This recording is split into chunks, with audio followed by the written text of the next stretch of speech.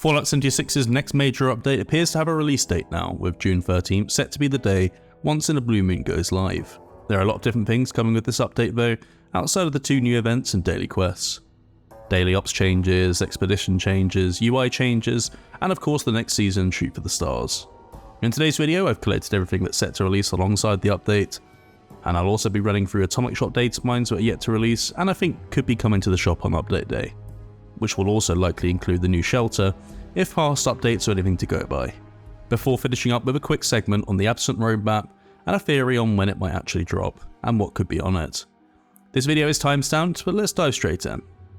Starting with the main content, Once in a Blue Moon is in essence an event update, focusing on the Blue Ridge Caravan and 2 new cryptids, the Blue Devil and the Ogre. Each event is relatively easy to complete, with a selection of unique rewards perhaps increasing the shelf life for running them multiple times.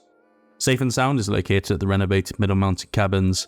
It's now called the Pit Stop, and it's split up into stages, and the location is under threat from a variety of critters. New characters Vera Thornburg and Clyde will cower outside while you get to work clearing it out, run around restoring circuit breakers before defending the repeller generator against a couple of waves of random enemies. In the final wave, one of the new boys, the Blue Devil, will arrive, and defeating this legendary enemy actually ends the event. Quick word on the Blue Devil though, it does have a unique howl attack that was once unique to Earl, where affected players will actually leg it in the other direction. Liquid Courage should also nullify this, like it can be used in a Colossal Problem. Next is Beasts of Burden. Cultists have settled in at the newly named Sacramental Glade in the Cranberry Bog and are hunting a great beast in the hopes of sacrificing it to the Mothman. But that's not why you're there initially, as General Manager Vinny Costa's nephew Luca has actually managed to lose his Brahmin and cargo to the same cultists, and he needs your help to get it all back. After listening to his instructions, run in to collect Luca's explosives from Cultist Sanctifiers, which are a new type of power armor cultist variant. Once you've retrieved 8 of these, place them on 8 different shack doors, and then you retreat and return to begin collecting cargo from inside those rooms. Once 20 pieces have been collected, the other new cryptid, the Ogre, will spawn, and it's also a legendary variant, and defeating it will end the event. But alongside these new events themselves, both cryptids are being added as a random spawn encounter. These will be added as both assault encounters, where you can actually find them attacking a mob of other enemies, or as a seed encounter, where you can actually see them battling each other.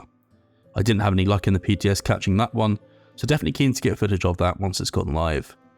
And last but not least, we have the Costa Business Dailies. There's a link on screen now to my full breakdown video, but this is essentially 7 one-off daily quests that will unlock one day at a time. Focusing on a single Blue Ridge character for each, they're very easy to complete, and for your trouble, you do get a unique item or plan. Additionally, if you complete all 7 of these, and have also completed the quest Wolf in Sheep's Clothing and Out of the Blue, then Protocol Adonais will unlock. And I'm not spoiling that in this video, but it's all about Ares and his identity. Right, moving on, let's run through daily ops changes quickly. Big news I guess is the new mutation. Danger Cloud is a nasty new mutation that greatly lowers the HP and AP of nearby players and visually appears like a cloud of toxic smoke surrounding the enemy. It does seem like you need to be pretty close for the effects to actually activate, and it can be counteracted by the legendary perk card Funky Duds, taking all of that off though and letting it do its work, and yeah, it empties both vials pretty quickly. Perhaps making it worth your while are some new daily ops rewards though. Some will likely be familiar to anyone who's played through Fallout 4's Nuka-World DLC, but we have plans for the Gorilla Chair, Ghoul Chair, Cowboy Duster, Cowboy Chaps, Umbrella Hat, Brahmin Couch, and Kid's Truck Bed. Personally looking forward to getting my hands on the Ghoul Chair, one of the items making its return from Fallout 4. Expeditions next, and there's no word yet on an actual update for Expeditions, but we will go over some theories once we talk about the Absent roadmap. But the big news outside of that is that these are now free to travel to, once you've completed the initial questline to unlock them in the Whitestring Refuge. Every expedition though after that will cost no Ultra Assault battery charge, which means that you no longer need to do the Refuge Dailies to unlock that, unless you want to get some treasury notes, which are what you'll be rewarded with instead. Alongside being able to access expeditions more easily, all of the prices have been adjusted at Giuseppe's Curios. Up next we have changes to the user interface, and there's a couple of handy ones in here. Mostly about scaling things down, the crafting UI has been greatly reduced, and picking up legendary items will now no longer fill the screen, which is excellent. More toggleable options are being added in the settings menu as well, with the show muzzle flash effects and show non-explosive weapon impacts. Probably what I'm most excited for with the update is Season 13, Shoot for the Stars, which is taking us to Hollywood. And all of the rewards kind of reflect that. If you want to see all the data mines of that season so far, then there's a link on screen now to look at that showcase. But the items that I'm most excited for include Joey Bello, who's the latest light ally. Continuing a recent trend of drastically different camp allies catered to scoreboard's themes, Joey is a stand-up comic who comes with his own soundstage. He's got some really great dialogue about other factions and a variety of other things. There's also plenty of posters and great floor decor options like the movie projector and studio camera, but another standout is a new shelter which is on the scoreboard as well. This one is called the Soundstage, and it's the perfect place to make your own studio, using all the items you can claim from the scoreboard. It's the first time that a shelter's actually been on the season scoreboard as well, so I am curious whether this will be full up first locked. It does look really spacious inside with plenty of light options. Another item we could see on the scoreboard this time around is a new consumable called the Score Booster. I'm normally pretty indifferent to the myriad of consumables that are added, but this one actually looks pretty useful. So let's run through it quickly. It grants 25% bonus score whenever you gain score from completing challenges. It's activated from the challenges menu or scoreboard screen, and once consumed, the bonus effect will last a full 24 hours, and it will actually affect all of your characters on one account. The effect will, however, stack with other score boost rewards on the season scoreboard as well. In terms of when we'll actually be getting the official listing for all the rewards, I expect we should be getting it pretty soon, but that's assuming that the update is actually slated for Tuesday. Or perhaps we won't, because things have been certainly a bit lax recently in terms of letting the player base know what's going on.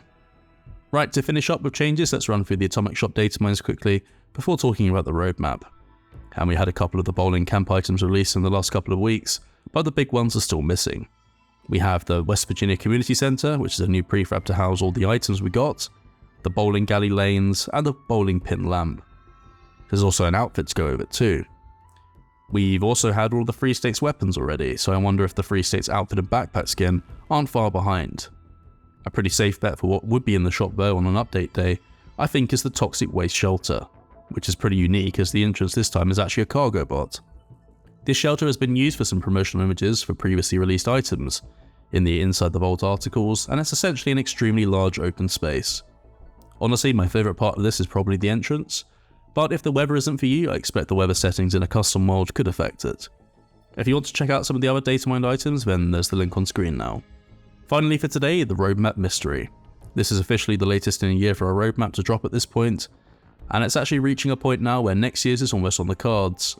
The only feasible reason I can think of for something like this is we're getting a really big announcement at the Xbox Showcase or at a date relatively soon. My money would be on another cinematic expedition trailer, which I personally believe could be an expedition to New Jersey.